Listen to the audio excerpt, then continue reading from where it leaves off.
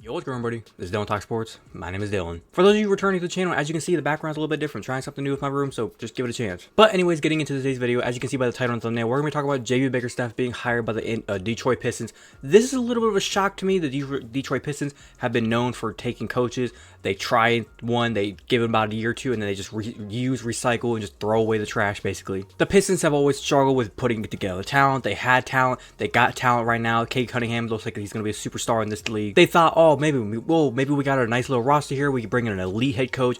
We can get ourselves into the playoffs at least, maybe like a stepping stone. They brought Monty Williams in, and if you have seen the news in the past week, he was fired. They're going to be paying him, I think, like $65 million to him just to basically walk away. So now they're going to be bringing in JB Bickerstaff, a coach from Cleveland, as I'm a Cavs fan, so I'm kind of excited to see what he can do up in Detroit. JB is an excellent culture builder, development guy. He's going to be able to just build and develop and just kind of do like a rebuild with the Detroit Pistons. Basically, what I want to discuss is, can JB, like I said, rebuild the Detroit Pistons and get them to the playoffs? Because we saw JB with the Cleveland Cavaliers. He went 1 year at a time, just slowly build the team. And one thing about him is he was built on defense. He's a defensive-minded guy. With the Detroit Pistons, the past couple of years, a lot with their team, they've been trying to be offense, and some defense. Their offense has not been clicking, their defense has not been clicking.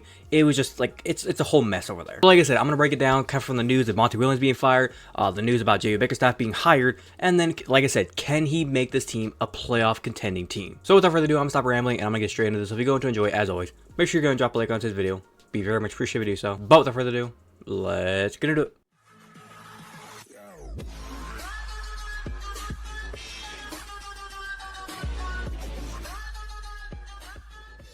All right, like I said with Detroit Pistons, as it says here, he was fired, let go. $65 million is what he's going to be pretty much owed to go away. It was a long-term contract is what they were trying to do. They thought he was going to be the guy, and then it's like after 1 year, they're just like, man, you were a elite coach, and you still sucked. Yeah, you can go. Now, I'm going to say I'm kind of on the side with the Pistons because, as you can see, as we know, for the season, 28-game regular season losing streak, that was pretty bad.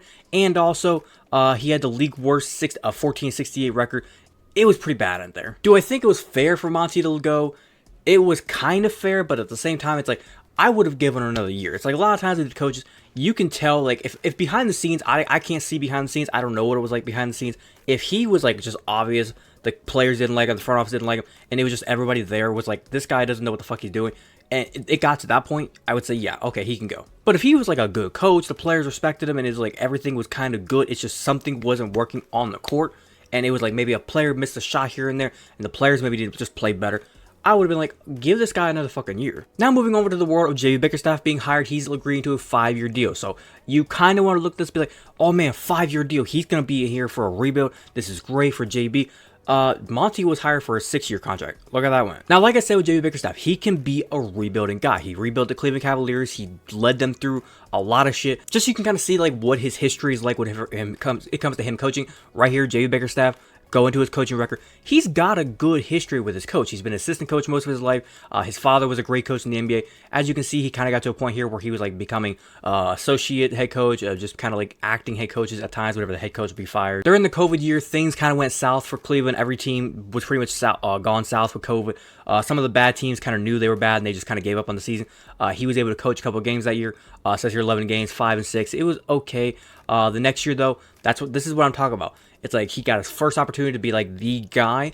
He went 22-50, not bad, but also not the greatest thing in the world. It's like he missed the playoffs, but it wasn't like what we just saw from the Pistons. Then his next season, actually getting like that full time of like, okay, I got to see what these guys are about. Now I can go into an offseason and fine tune the skills. They got to the play-in tournament. Then we know the rest is history. As last year, we got Donovan Mitchell. He was out there and it was a good season.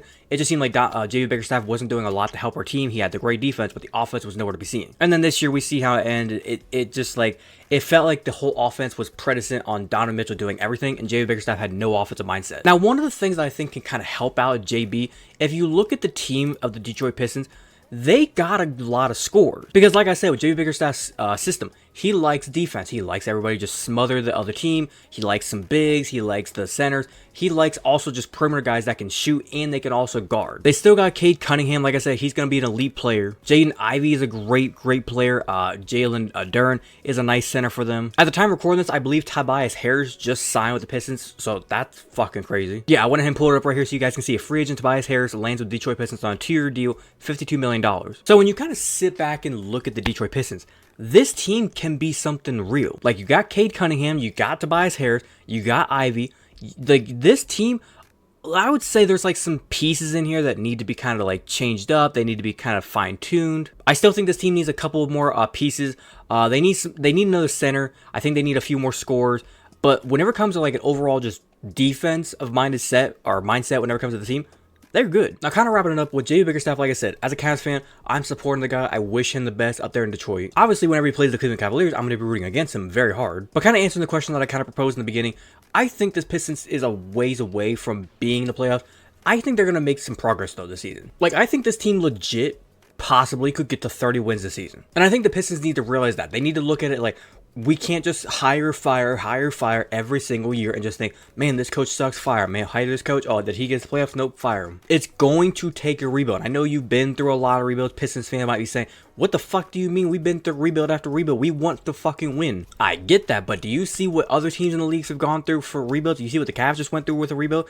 J.B. Bickerstaff is the guy that can pull you out of the mud. I'm not going to say it's going to be in 2024, 2025, but I'm going to say I could probably guarantee you, 2026 to 2027 season, he's going to have you right there near the playoffs, if not in the playoffs. And if he doesn't, fine, fire him. But if he's not in the... But I think that man can get you in the playoffs by that season. If the players buy in, they play that excellent defense that J.B. Bickerstaff knows how to coach, and the stars, like I said, Ivy, Cunningham, and all these other players that they've been drafting in the early in the draft picks, if these guys can make plays and go out there and play hard, they're going to be a winning team. But like I said, playoffs this year, I'm kind of on, but in the future years, like I said, 2026, 2027 season, at the absolute latest, this team is going to be in the playoffs. But other than that, I think I'm going to wrap it up there. Hopefully you guys did go and enjoy today's video. If you did enjoy it, as always, make sure you go and drop a like on today's video. Be very much appreciated if you do so. If you wanted to watch the entirety of today's video, thank you very much. And like I said, if you have an opinion, do you agree, disagree with anything I said? What do you think about J.B. Bickerstaff being hired by the Pistons? If you're a Pistons fan, do you think this was the right hire, bad hire? Do you think somebody else should have been hired? Were you a fan of Monty Williams being fired? Whatever opinion may be whenever it comes to the whole situation. If you think the Pistons are going to make the playoffs in the future with J.B. Bickerstaff as the head coach, whatever your opinion may be whenever it comes to everything, leave a complete opinion down in the comment section down below. Be more welcome to talk about it, guys. If you're a fan of the content that I do post here and you want to go and hit that big red subscribe button, feel free to do so. And do not forget to hit that little notification bell to be notified second to post. But without further ado, this has been Dylan Talk Sports. Have a great day. Peace.